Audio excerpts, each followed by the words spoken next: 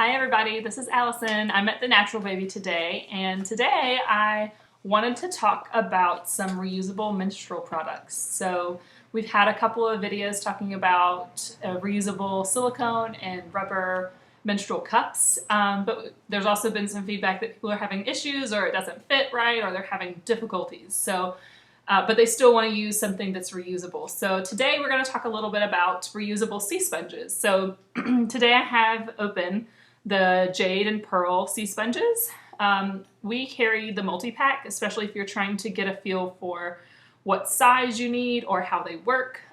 This is a good way to know from beginning of your period to end of your period how heavy your flow is, to kind of work with a lot of different sizes so you know what you're going to need. So in this pack, it's a multi-pack, so there are 3 sizes that come with it. So this is what comes in our little multi-pack. This is the small, this is the medium, and this is the large. So you can kind of equate this to like your period and your flow. You might not need the large except on your heavy day. The medium one might be average, and then the small maybe on your lightest day. So how sea sponges work, it's just like a disposable tampon. You insert it, it collects blood, except instead of disposing of it and putting a new one in, you take the sea sponge, you rinse it out, and you reinsert. As simple as that. Sea sponges are more antibacterial. You can go multiple uses with these without having to thoroughly wash with soap or sanitize them. Usually every 2 or 3 times, or if you start noticing a lingering odor, then you can wash with chemical-free soap.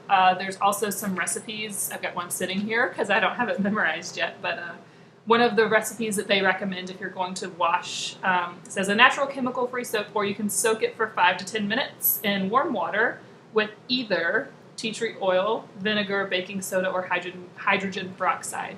You wouldn't want to do all of them, but each of those have kind of a different purpose and can kind of help disinfect just so you don't have any lingering bacteria before you reinsert. So when you're going to use your sea sponge, they're flexible, they've got some spring to them.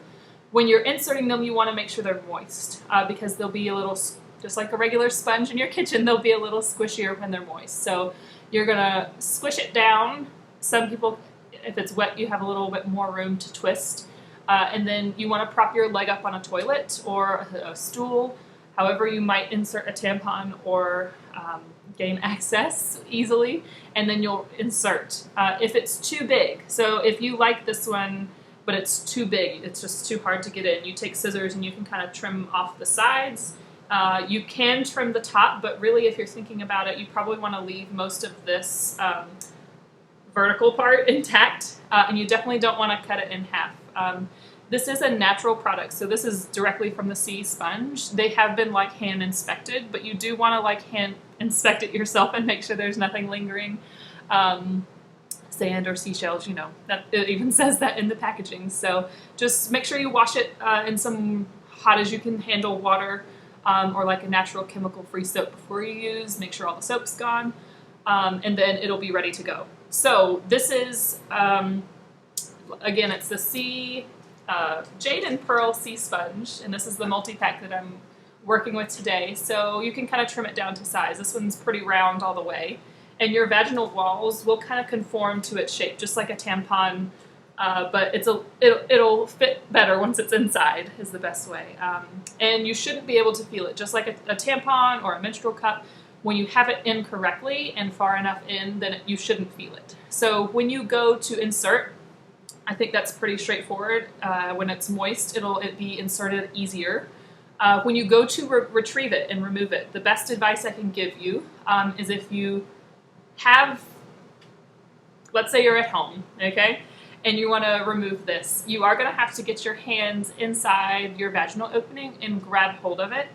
The sponge will get heavier the more blood it has. So if you start feeling that it's feeling heavy and starting to slide, then it's probably time to change. So it's kind of a good indicator that it's full and ready to change out.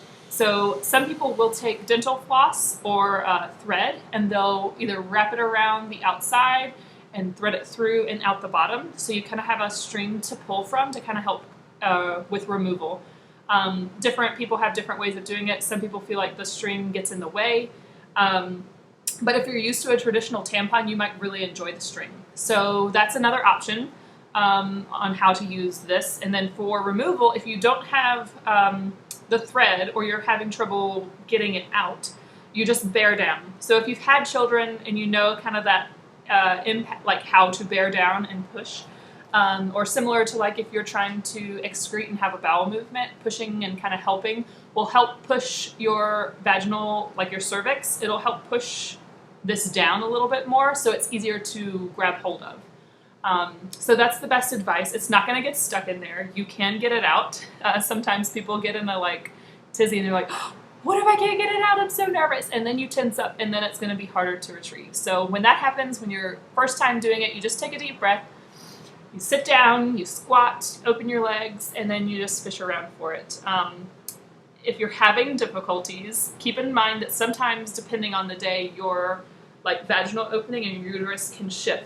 Especially if you have, let's say you have a full bladder, your inner openings are going to shift to accommodate a large bladder. Similar to like if you were pregnant, babies tend to sit to one side if you have a full bladder. And when you empty your bladder, then they can kind of get back into a good position. So there's some little tips and tricks to think about with sea sponges.